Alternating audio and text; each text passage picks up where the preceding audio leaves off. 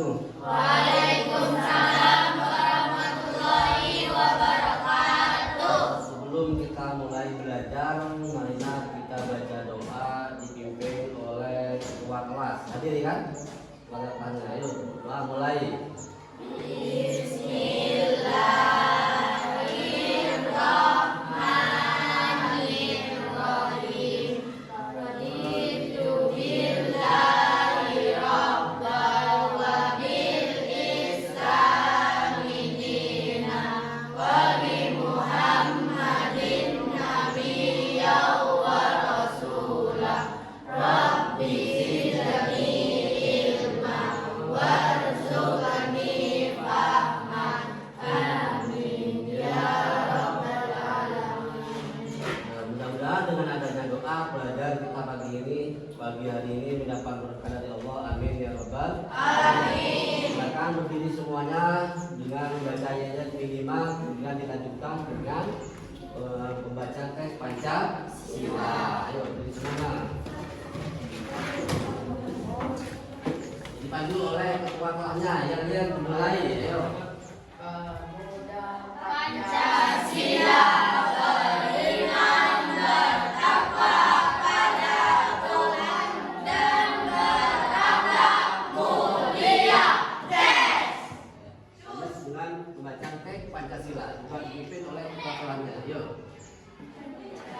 Pancasila satu ketuhanan yang Maha Esa, dua kemanusiaan yang adil dan beradab, tiga persatuan Indonesia, empat kerakyatan yang dipimpin oleh hikmat kebijaksanaan dalam permusyawaratan perwakilan, lima keadilan sosial bagi seluruh rakyat Indonesia. Oke, terima kasih. Sekarang kembali. Selanjutnya kita gimana pagi hari ini? Sehat semua ya? Kemudian saya absen satu-satu karena saya lihat bangkunya isi semua, tidak mungkin ada yang tidak hadir ya. Semuanya hadir semua. Ini bangkunya sudah full bagi siswa kelas 7 hadir semua. Tidak ada yang absen. Ada yang absen enggak? Tidak ada ya. Masuk semua. Masuk semua. Pelajaran pagi hari ini adalah mengenai tentang sholat. Tentang sholat. Tahu enggak sholat seperti yang kami singgung kemarin apa? Dan menamakan sholat adalah diawali dengan takbir, diakhiri dengan salam. Kalian harus tahu. Kalian harus tahu tentang yang namanya sholat karena kalian sudah berkewajiban untuk melaksanakan sholat. Cara-cara bersolat kalian harus tahu dan memahami tentang kalian untuk melaksanakan sholat. Karena sholat itu berupa pentingnya. Kalau orang Islam tidak melaksanakan sholat itu bukan orang Islam namanya ya. Dengan Islam untuk sholat. Perbedaan antara orang kafir dan orang Islam itu perbedaannya hanya terletak pada sholat. Ketika seorang tidak melaksanakan sholat maka itu bukan orang Islam. Tujuan pelajaran pagi hari ini adalah yang melaksanakan atau mempelajari tentang sholat adalah yaitu menganalisis cara sholat di mana untuk membangun pola yang monogamisme dan bersosial dalam konteks sehari-hari. Makanya kita Indonesia ini kan banyak agama, harus kita bertoleransi dengan agama-agama yang lain, tidak boleh menjelekkan agama yang lain, harus kita berukun dengan agama yang lain. Itu namanya toleransi beragama, tidak boleh menjelekkan agama orang lain, harus hidup berdampingan karena memang di Indonesia ini banyak agama, yaitu agama Islam, Hindu, Katolik, ada berapa? Dari itu bukan benar semua, cuma di Indonesia itu diakui. Cuma sikap kita terhadap agama yang lain itu bagaimana? Jangan menjelek-jelekan, jangan menjelek-jelekan terhadap agama yang lain. Agama kita, keyakinan kita harus kita lakukan, harus kita kerjakan. Kalau kita agama Islam, mengikuti perintah Allah dan menjauhi larangan-larangan Allah. Cuman kita harus diperhatikan, harus digarisbawahi bahwa toleransi beragama ini penting sekali karena kita hidup di lingkungan orang-orang di luar agama kita. Bagaimana sikap kita, bersosial kita, berkarakter kita terhadap agama yang lain. Kita harus rukun beragama, ya. Jangan sampai bertengkar dengan agama lain. Yang lain itu tidak jadikan agama, sementara kita agama yang paling agama yang paling benar, itu tidak boleh. Itu namanya toleransi beragama. Bagaimana hidup kita sehari dengan hidup dengan rukun bertetangga. Itu pun tergantung dalam pelajaran kelima. Kelima itu apa? Project, profit, penguatan, pelajar, Pancasila. Itu diantaranya. Kita betapa pentingnya hidup bertoleransi, berrukun dengan agama yang lain. Karena kita hidup dengan mereka dalam kehidupan sehari-hari. Kita harus mempunyai sikap agamis dengan orang. Baiklah, anak-anak sekalian, tentang sholat ini kemarin karena ini sudah mati lampu ya, masih padam, ini tidak bisa nyala.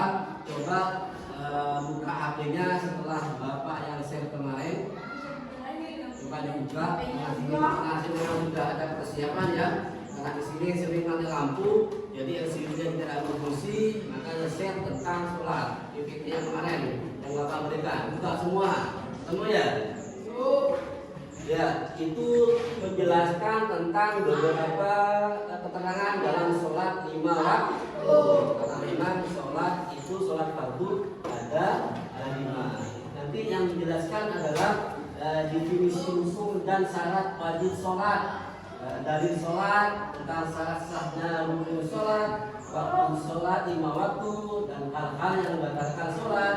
Nanti juga praktik sholat 5 waktu.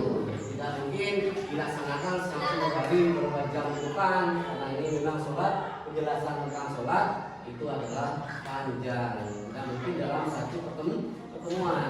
Cuman yang paling penting adalah definisi sholat yang telah bapak jelaskan tadi, bahwa sholat itu diawali dengan takbir, diakhiri dengan salam. Itu namanya definisi sholat. Dari sholat itu maksud apa? Dari tentang sholat itu banyak dalam keterangannya ya. Termasuk inna sholatan ala al-masya wal munkar dan lain-lain sebagainya. Kemudian selanjutnya itu dari tentang sholat itu banyak ya penjelasannya.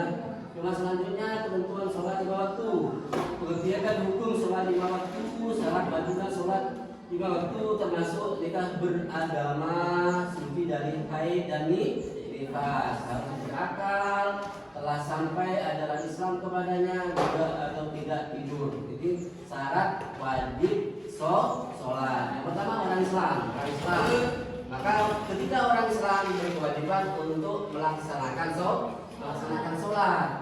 Seperti tadi yang Bapak jelaskan, ketika orang tidak sholat itu namanya bukan orang Islam. Maka syarat yang pertama untuk melaksanakan sholat adalah orang Islam. Kemudian yang kedua adalah suci dari haid dan nifas. Suci dari haid dan nifas. Seperti Bapak jelaskan pelajaran yang telah dahulu, yaitu tentang tadharrah, tentang bersuci, yaitu bersuci dari haid, juga suci dari najis. Itu suci dari haid dan nifas. Haid adalah darah yang keluar dari seorang perempuan ketika sudah balik. Umurnya berapa? Kita 10 tahun, 9 tahun juga.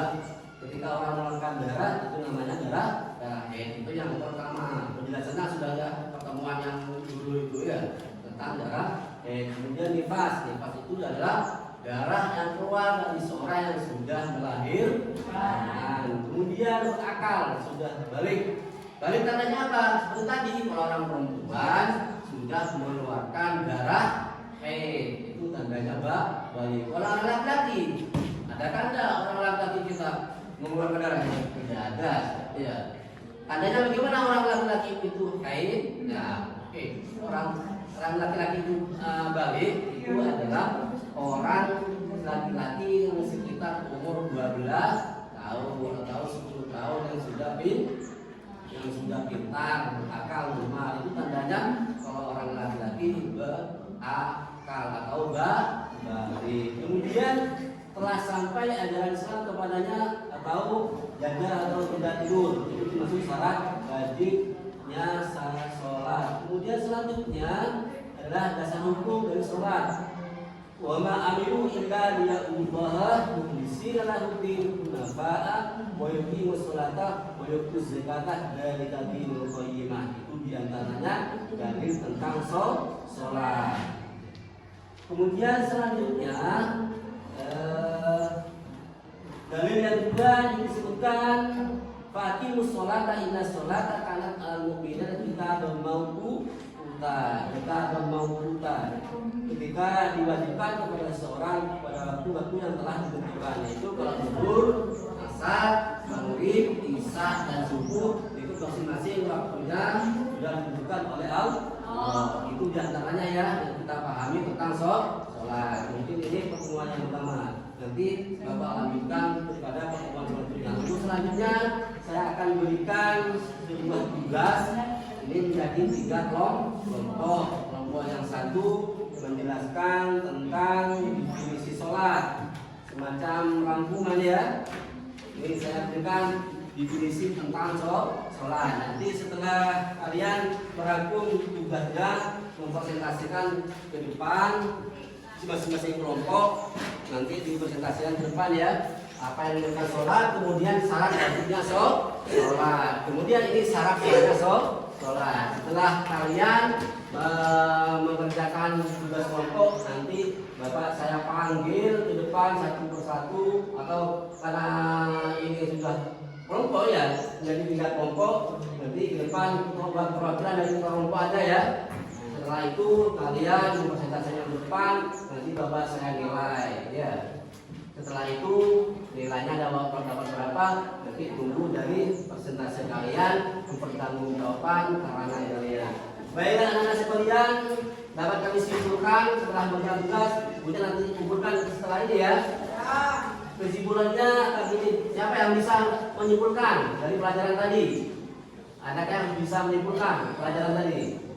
Bahwanya sholat adalah betapa pentingnya yang namanya sholat. Bahwa sholat itu diwajibkan kepada semua orang Islam yang sesuai dengan ketentuan syarat dan rukunnya yang sudah kita pelajari. Bisa menyimpulkan? Ada pertanyaan kira-kira tentang sholat? Ada ya? Kalau tidak ada, maka kita tutup pertemuan pagi hari ini dengan ucapan Alhamdulillah. Amin. Pesan selanjutnya, ini pelajaran selanjutnya ini beberapa bayangannya tentang penjelasan sholat. Maka penjelasan selanjutnya dijelaskan tentang rukun-rukun sholat itu ada berapa, dan syarat wajibnya sholat itu ada berapa. Nanti akan saya jelaskan di pertemuan yang akan datang. Oleh karena itu, marilah kita melaksanakan sholat dalam sehari semalam itu 5 waktu. Jangan sampai ada yang ketinggalan, dan kalau bisa laksanakan dengan berjemaah, kemudian tepat waktu. Kami akhiri. Wassalamualaikum.